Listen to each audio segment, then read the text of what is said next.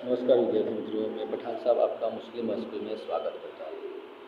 कक्षा 10 में हिंदी विषय में अगर हम बात करें तो इकाई 2 बूढ़ी गाठी के बारे में बात करें। हमने पहले वीडियो में बूढ़ी गाठी पाठ है इकाई उसके बारे में देखा।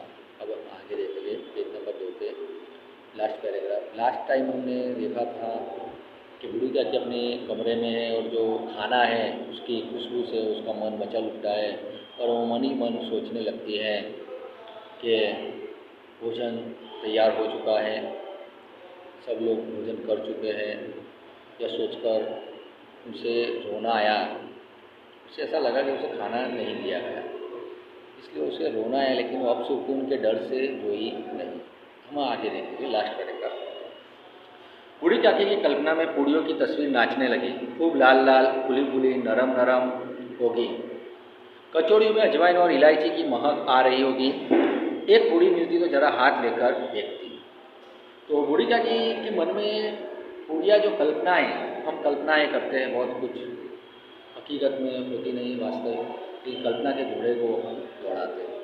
इसी तरह बूढ़ी काकी भी अपने रूम में कोठरी में बैठे हुए वह कल्पनाएँ कर रही है और उसकी कल्पनाओं में वो अपने ख्यालों में बस पूड़ियों की, ये पूड़ियाँ लाल लाल होगी, नरम नरम होगी, मुलायम होगी, फूली सी होगी और कचौड़ियों में अजवाइन और जो इलायची है उसकी महक, खुशबू, सुगंध आ रही होगी। ये पूड़ी मिल जाती तो जरा हाथ में लेकर देख लेती कैसी बनी है। क्यों न चलकर कड़ा के सामने ही बैठूं। इस प्रकार निर्णय कर बूढ़ी काकी उकड़ू बैठकर हाथों के बल सरकती हुई बड़ी कठिनाई से चौखट से उतरी। धीरे धीरे रेंगती हुई कड़ा के पास आ बैठी। तो बस बूढ़ी काकी ने सोचा और मैं चलो यहाँ से कोठरी में से जाकर मैं वहाँ जाके बैठकर उकड़ू का अर्थ होगा दोनों पैर घुटनों से मोड़कर बैठने की मुद्रा, स्थिति, पोजीशन। जैसे घुटने यानी जैसे हम गुजराती में ढीचण कहीશું, ढीचणથી વાળેલા પગ હોય વાળીને બેસે, तो कि बूढ़ी काकी के पैर काम नहीं करते, इसलिए उकड़ू बैठ गई। પોતાના खुद के घुटने उसको मोड़ दिया और हाथों के बल, हाथ है इसको ऐसे ताकत लगा के उसके बल वो आगे जैसे कीड़ा रेंगता है, सरीसृप अगर हम बात करें जो शरीर से चलते हैं जानवर, जैसे सांप है, अजगर है आदि, जो शरीर के बल तो वो रेंगते हैं, उसे रेंगना कहते हैं।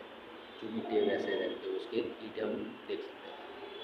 क्योंकि इस तरह से बूढ़ी काकी सड़कती हुई, रेंगती हुई वह धीरे धीरे चौखट, जो चौखट यानी हम जैसे गुजराती में મૂરો કહીએ છીએ या डेली ઓટલી પણ કહેવામાં આવે છે। ઘરમાં કે રૂમમાં અંદર બેસીને પહેલાં એક નાની પાળી જેવું હોય એટલે ઓટલી કે डेली કહેવામાં, तो उसको चौखट को लांद कर उसे उससे बाहर निकल कर चौखट से वो उतरी धीरे धीरे और धीरे धीरे चलती हुई वह कड़ा के पास जाके सामने बैठ गई। यह आने पर उन्हें उतना ही धैर्य हुआ जितना भूखे कुत्ते को खाने वाले के सम्मुख बैठने में होता है। तो लेखक प्रेमचंद ने यहाँ पे जो कुत्ते का उदाहरण देकर बूढ़ी काकी की दयनीय हालत के बारे में हमें बताया है।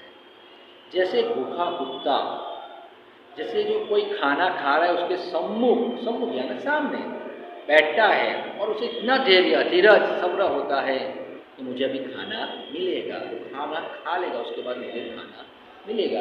इसी तरह बूढ़ी काकी को भी इतना धैर्य हुआ जब वो कड़ा के सामने सम्मुख बैठी थी कि मुझे भी ये खाना मिलेगा। इस तरह से उसको इतनी धीरज मन में आई और धैर्य सब्र हुआ। यहाँ पे कुत्ते के उदाहरण के द्वारा बूढ़ी काकी की दयनीय हालत प्रेमचंद ने हमको बताई है। अब हम पेज नंबर 3 पे देखेंगे, पैराग्राफ है जो फर्स्ट, उसकी बात करें उसके बाद क्या हुआ। तो उसके बाद बात करें आगे। बुद्धिराम की पत्नी रूपा उस समय कार्यभार से परेशान हो रही थी। कभी इस कमरे में जाती, कभी उस कमरे में, कभी कड़ा के पास आती, कभी भंडार में जाती। बेचारी अकेली दौड़ते दौड़ते व्याकुल हो रही थी, झुंझलाती थी, उड़ती थी, परंतु क्रोध प्रकट करने का अवसर न पाती थी। तो यहाँ पे जो बुद्धिराम की जो पत्नी है रूपा, जिसका नाम है, उस पर सारे मेहमानों के खाने का प्रबंध यानी व्यवस्था करने की उसकी जिम्मेदारी है, इसलिए वो रूपा इधर उधर भागती है, बेचारी दयनीय हालत है उसकी, अकेली ही दौड़ भाग कर रही है, कभी इस कमरे में जाती है, कभी उस कमरे में जाती है, कभी जो रसोई घर है जहाँ खाना बन रहा है वहाँ जाती है, कभी भंडार है यानी जहाँ पे खाने की कच्ची सामग्री रखी जाती है वहाँ पे वो जाती है। बेचारी अकेली दौड़ते दौड़ते व्याकुल, पसीने से व्याकुल है, परेशान है, व्याकुल क्या और झुंझलाती है अपने जान पे, क्या तकलीफ है कि बस इसी मेरे को अकेले ही दौड़ भाग करना है। उड़ती थी यानी मन ही मन में दुख करना, अपने मन ही मन में दुखी है कि क्या इतनी सारी उलझने हैं, परंतु उसे क्रोध यानी गुस्सा प्रकट करने का मौका, अवसर यानी मौका न पाती थी कि किस पे अपना गुस्सा उतारे। हम देखते हैं अगर हमारे घर में भी मम्मी पापा किसी बात से काम के बोझ से गुस्सा होते हैं तो किसी पे उतार होते, शायद हमारे अब पे कभी गुस्सा उतर जाता है अपने बच्चों पे या मम्मी पे पापा उतर दे या मम्मी पापा पे। हम देखते हैं इंसान अपना जो गुस्सा होता है काम का बोझ रोज होता किसी और पे उतार देता है। जैसे ही रूपा को भी कोई अवसर चाहिए, कोई मौका चाहिए कि जिस पे अपना वो गुस्सा करके अपना जो काम का बोझ है हल्का कर सके, गुस्सा प्रकट कर सके। इसी अवस्था में उसने बूढ़ी काकी को कड़ा के पास बैठे देखा तो जल उठी। इसी वक्त अचानक रूपा की नज़र बूढ़ी काकी पे पड़ी। जब बूढ़ी काकी कड़ा है, जिसे हम कढ़ाई भी बोलते हैं गुजराती में, कढ़ाई बन रही है जिसमें पूरियां सब बनता है, तली जाती है चीज़ें, तो उसके सामने बूढ़ी काकी को देख लिया तो जल उठी और गुस्सा से लाल पीली हो गई रूपा। क्रोध न रुक सका, रूपा का गुस्सा रुका नहीं। जिस प्रकार मेढक केचुए पर झपटता है, मेढक यानी पेड़ केचुआ यानी जेने આપણે ગીરગીટ કે કાચિંડો કહે છે, उस पर जैसे शिकार करने के लिए मेढक झपटता है, जेड़ को झपटे है, हमलो करे है, उसी प्रकार वह बूढ़ी काकी पर झपटी और उन्हें दोनों हाथों से झटक कर बोली, ऐसे पेट में आग लगे, पेट है या भाड़। गुजराती में कहेवत है पेट है कि पोट, बहु कोई खाए तो આપણે કહીએ पेट है पोट है, तो कैसे पेट में आग लगे। रूपा ने गुस्से में शब्द बोले कि तुम्हारा पेट है या भाड़ है, इतना सारा खाती हो। कोठरी में बैठते हुए क्या दम घुटता था, दम यानी श्वास, ये क्या श्वास लेने में तकलीफ था। अभी मेहमानों ने नहीं खाया, भगवान को भोग नहीं लगा, तब तक धैर्य ना हो सका कि अभी तक तो मेहमानों ने खाना नहीं खाया, भगवान को भोग भी नहीं लगा, तो उस समय तक आपको धैर्य धीरज ना हो सके। बूढ़ी काकी ने सिर उठाया, न रोई न बोली, चुपचाप रेंगती हुई अपनी कोठरी में चली गई। भोजन तैयार हो गया, आंगन में पत्तलें पड़ गई, मेहमान खाने लगे। ठीक है, बूढ़ी काकी एक शब्द नहीं बोली और उसने सर उठाकर रूपा के सामने देखा और चुपचाप वहाँ से रेंगती हुई घुटनों के बल, हाथों के बल वह अपने रूम में चली गई और भोजन तैयार हुआ। उसके बाद आंगन में पत्तले जो बरगद के पान होते हैं, जिन्हें अपने वट कहिए छे, वट लोग कहे छे, उसके पान से जो डिश या बनाए जाते हैं खाने के लिए, उस वक्त उसमें ही खाना खाया जाता था। ये स्टील या तो फाइबर उसकी डिश नहीं होती थी, पत्तलों की डिश होती थी। तो वो आंगन में बीच गए और पत्तलें पड़ गई, मेहमान खाने लगे। बूढ़ी काकी अपनी कोठरी में जाकर पश्चाताप कर रही थी कि मैं कहाँ चली गई। उन्हें रूपा पर क्रोध नहीं था, अपनी जल्दबाजी पर दुख था। सच ही तो है, जब तक मेहमान लोग भोजन ना कर लेंगे घर वाले कैसे खाएंगे। मुझसे इतना देर भी ना रहा गया, अब तक कोई बुलाने ना आएगा ना जाओगी। तो क्या बूढ़ी काकी अपनी कोठरी में चली गई, अपनी गलती पर वो पश्चाताप कर रही है, वो पछतावा करे कि मेरी गलती थी, कि रूपा का उसमें कोई, कि रूपा का जो क्रोध मुझ पर करना सही था, उसमें रूपा की कोई गलती नहीं है, कि मैं ही गलत थी कि जब तक मेहमान ना खा ले तब तक घर के लोग कैसे भोजन कर सकते हैं, कि मुझसे इतनी देर तक भी न रहा गया, जब तक कोई बुलाने नहीं आएगा तब तक मैं न जाऊँगी।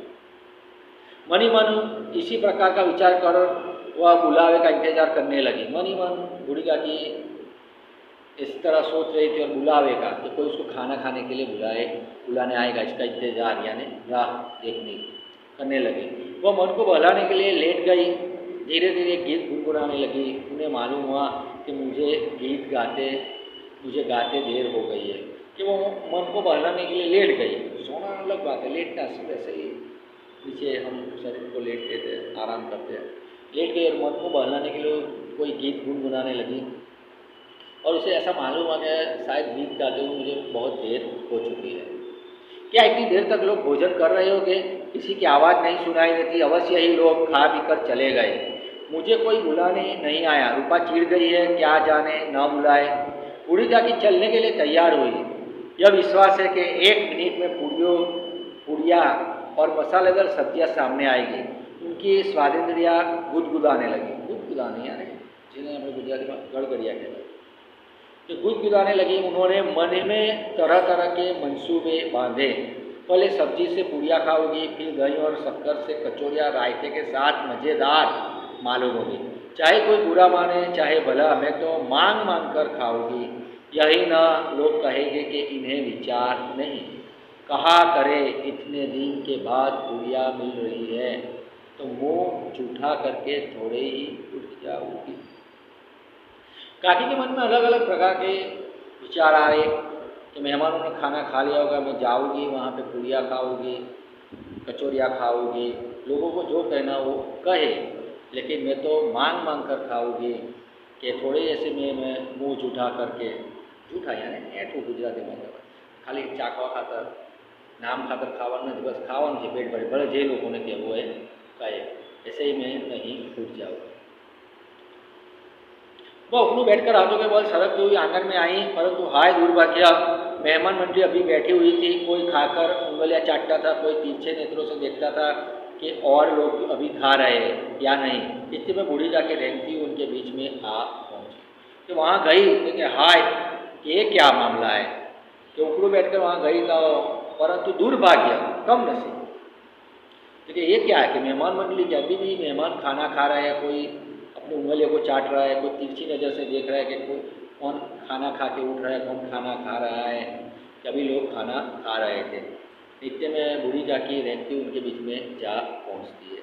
नमस्कार।